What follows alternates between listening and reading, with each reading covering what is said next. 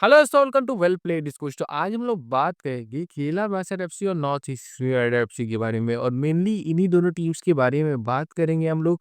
और भाई उनसे रिलेटेड कुछ ट्रांसफर अपडेट्स आए हैं उनके बारे में बात करेंगे। और भाई नॉर्थ ईस्ट यूनाइटेड एफसी का fan favourite player north east छोड़ सकता है, ऐसा मुझे रूमर मिला है। तो वीडियो शुरू करने से पहले अगर वीडियो आपको पसंद आए तो इसे लाइक जरूर करेगा और चैनल को सब्सक्राइब करना ना भूलें। अब देखिए, सबसे पहले हम लोग बात कर लिया जाए केरला ब्लास्टर्स एफसी के बारे में। अब केरला ब्लास्टर्स एफसी के बारे में अगर बात किया जाए ना, तो केरला ब्लास्टर्स एफसी के बारे में ये अपडेट मिला है कि जो मिलोस डिनक्रिक हैं, जो कि उनके सेंटर बैक पोजीशन के प्लेयर हैं, मोंटेग्रो से आते हैं, उनको केरला ब्लास्टर्स एफसी ऑफलोड करने की कोशिश कर रही है इसी ट्रांसफर विंडो में। और देखा जाए तो उनको मार्केट में अवेलेबल कर दिया गया है, और कोशिश हो रहा है कि वो कहीं लोन डील पे या फिर परमानेंट डील पे जाना चाहे, या फिर किसी और आईएसएल क्लब में या फिर किसी आई लीग क्लब में तो वो चले जाएँ, जिससे कि केरला ब्लास्टर्स एफसी उनके प्लेस पे एक और फॉरेन प्लेयर साइन कर सके और एक सेंटर बैक ला सके।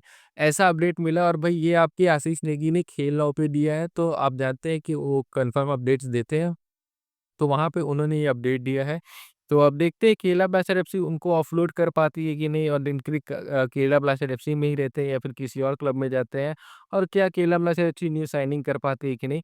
केरला ब्लास्टर्स एफसी के कोच से रिलेटेड भी भाई उन्होंने अपडेट दिया है खेल नाउ पे ही, और उन्होंने बताया कि केरला ब्लास्टर्स एफसी अपनी हिस्ट्री का सबसे बड़ा ऑफर उड़ीसा एफसी को दी थी लोबेरा के लिए, लेकिन उड़ीसा एफसी ने उसे रिजेक्ट कर दिया है। और एक तरीके से देखा जाए तो इस टाइम तो उड़ीसा एफसी रिजेक्ट करेगी भी, और एक तो लोवेरा भी है, तो लोवेरा को कोई छोड़ना भी नहीं चाहता है। तो यहाँ पे एक और चीज़ हुआ है केरला ब्लास्टर्स एफसी के साथ, कि केरला ब्लास्टर्स एफसी के जो आपके इंटरिम कोच हैं, उनके अंडर केरला ब्लास्टर्स एफसी बहुत अच्छी परफॉर्मेंस देने लगी है अचानक। और अचानक लग रहा है कि एंडिंग में आके केरला ब्लास्टर्स एफसी टॉप 6 में पहुँच सकती है, अगर उनकी परफॉर्मेंस इसी तरीके से अच्छी चलती रही तो। तो यहाँ पे अब देखा है तो केरला ब्लास्टर्स एफसी की मैनेजमेंट ना वेट एंड वॉच वाली सिचुएशन में है। वो देख रही है कि जो उनके इंटरिम कोच है वो कैसी परफॉर्मेंस दे रही है, साथ ही साथ वो समर ट्रांसफर विंडो तक रुक गई है, और कोशिश करेगी मेरे ख्याल से फिर से समर ट्रांसफर विंडो में लोवेरा के पीछे जाने की। और अब देखते हैं लोवेरा के पीछे वो जाती है तो क्या लोवेरा को साइन कर पाती है कि नहीं। थोड़ा-सा मुश्किल दिख रहा है, लेकिन भाई कोशिश तो हो रही है, ये भाई आपको कन्फर्म अपडेट मैं बता रहा हूँ। और आपको अगर लगता है मैं झूठ बोल रहा हूँ तो आप खेल नाउ पे जाके चेक कर सकते हो भाई लाइव। हुँ, वहाँ पे आप जाके चेक कर सकते हो। तो ये अपडेट्स आपके आए थे केरला ब्लास्टर्स एफसी की। अब आते हैं भाई नॉर्थ ईस्ट यूनाइटेड एफसी पे। तो नॉर्थ ईस्ट यूनाइटेड एफसी के लिए तो भाई सबसे पहले तो जो न्यू साइनिंग हुई उनकी मिडफील्डर, कई फैंस बोल रहे थे और बाद में हम लोग ने भी कंफर्म किया कि भाई आपके केरला सुपर लीग जो हुआ था या फिर सुपर लीग केरला हुआ था, उसके emerging player of the season का अवार्ड जो जीते थे आपके प्लेयर मिडफील्डर हैं 20 साल के मोहम्मद अशरफ, उनको साइन कर लिया है यहाँ पे नॉर्थ ईस्ट यूनाइटेड एफसी ने। और अब देखा है तो एक बहुत ही यंग प्लेयर है, 20 साल के ही है। और नॉर्थ ईस्ट यूनाइटेड एफसी ने केरला सुपर लीग से ने उन्होंने साइन किया है संतोष ट्रॉफी में उनकी परफॉर्मेंस को देख के। ये आपके खुद जुआन पेड्रो बेनाली ने ही बताया कि उन्होंने संतोष ट्रॉफी में उनकी स्काउटिंग की है नॉर्थ ईस्ट यूनाइटेड एफसी ने। तो देखिए, संतोष ट्रॉफी के प्लेयर्स कुछ-कुछ बहुत अच्छे होते हैं, लेकिन भाई मैं संतोष ट्रॉफी के प्लेयर्स को डायरेक्टली आईएसएल में आके अच्छी परफॉर्मेंस देते हुए नहीं देखा हूँ।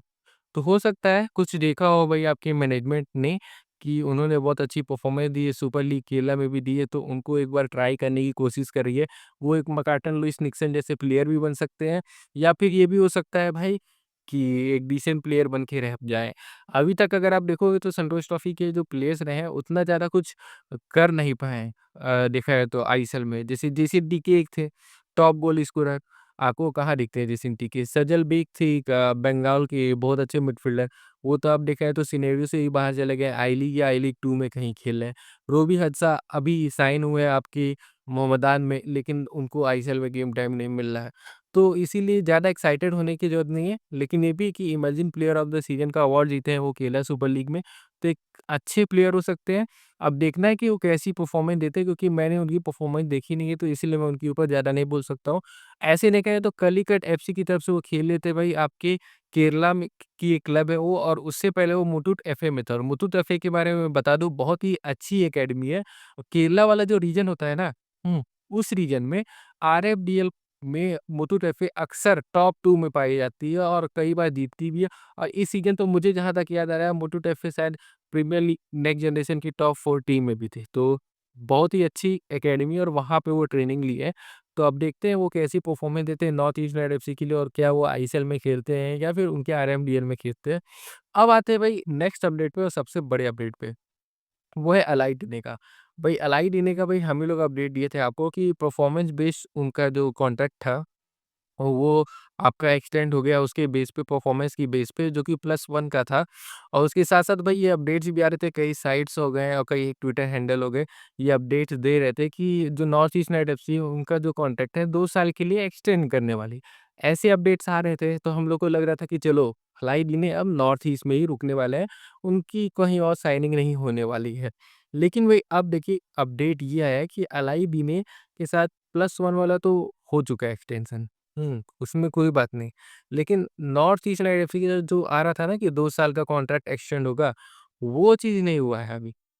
और वो चीज़ नहीं हुआ है उसके बाद से ही रूमर्स निकल के आ रहा है कि जो 2 बड़े क्लब हैं जो बहुत ज़्यादा पैसे आपके स्पेंड करते हैं आईएसएल के, वो लोग अलाइ डीने के पीछे पड़े हैं। तो अब देखा जाए तो थोड़ा-सा प्रॉब्लम हो गया नॉर्थ ईस्ट यूनाइटेड एफसी के लिए। थोड़ा-सा प्लेयर्स आ चुके हैं, क्लब्स आ चुके हैं आपके अलाइ डीने के लिए। तो अब देखते हैं क्या होता है, वो नॉर्थ ईस्ट में ही रहते हैं या फिर नॉर्थ ईस्ट से बाहर जाते हैं। अब देखिए अगर अलाइ डीने को लेके आप सोचोगे कि वो फैन फेवरेट है, उनको नॉर्थ ईस्ट में अच्छा लग रहा है, हमजा वगैरह कोई उनके दोस्त है, उनका कनेक्शन है यहाँ पे और वो रुक जाएँगे, तो भाई मैं आपको बता दूँ कि किसी फॉरेन प्लेयर छोड़िए अब तो इंडियन प्लेयर्स में भी हो गया है, लेकिन फॉरेन प्लेयर मेनली भई उनको आप सीरियसली नहीं लिया करिए, उनकी स्टेटमेंट्स को। अब जैसे एक एग्ज़ाम्पल दे रहा हूँ मैं ग्रेग स्टुअर्ट का, जमशेदपुर एफसी की तरफ से जब वो सीरीज़ जीते और जब वो जमशेदपुर एफसी को छोड़ के जा रहे थे, तो वो कहे थे कि जमशेदपुर एफसी के अलावा वो किसी क्लब में नहीं खेलेंगे, आपके आईएसएल में या फिर इंडिया में। लेकिन फिर क्या हुआ? फिर ये हुआ कि 2 महीने के बाद ही वो मुंबई सिटी एफसी जॉइन करी है, 2 महीने के बाद ही, अपने स्टेटमेंट के। फिर मुंबई सिटी एफसी में खेले और फिर जब उनका कॉन्ट्रैक्ट का 6 महीना बाकी था, तभी वो कहे कि मुझे फैमिली सिकनेस हो रही है, मुझे अपने होम टाउन में जाके खेलना है या फिर स्कॉटलैंड में जाके खेलना है। और कॉन्ट्रैक्ट टर्मिनेट करके वहाँ पे ज चले गए।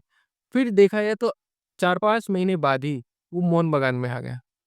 तो भई उनकी स्टेटमेंट्स पे नहीं जाया करिए मैं कहूँगा, वो लोग पैसों के लिए आते हैं और उन लोग को जहाँ पैसा मिलेगा वहाँ वो जा सकते हैं। अब नॉर्थ ईस्ट के ऊपर है, अगर वो नॉर्थ ईस्ट में रहेंगे तो नॉर्थ ईस्ट के लिए अच्छा है, नहीं रहेंगे और उनके बदले ट्रांसफ़र फ़ी मिल रहा है तो वो भी अच्छा है क्योंकि वंदार तमाने हैं भई, वो अच्छी तरीके से उस ट्रांसफ़र फ़ी का यूज़ भी करेंगे। तो अब देखते हैं अलाइ डीने नॉर्थ ईस्ट में ही रहते हैं या फिर किसी और क्लब में जाते हैं।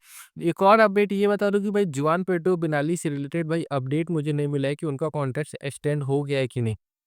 हुँ, कन्फर्म अपडेट नहीं मिला है, ये बस इतना पता चला है कि नॉर्थ ईस्ट ने ऑफ़र दिया है, नेगोशिएशंस चल रहे हैं और जो पहला ऑफ़र दिया है वो उन्होंने देखा जाए तो रिजेक्ट कर दिया है।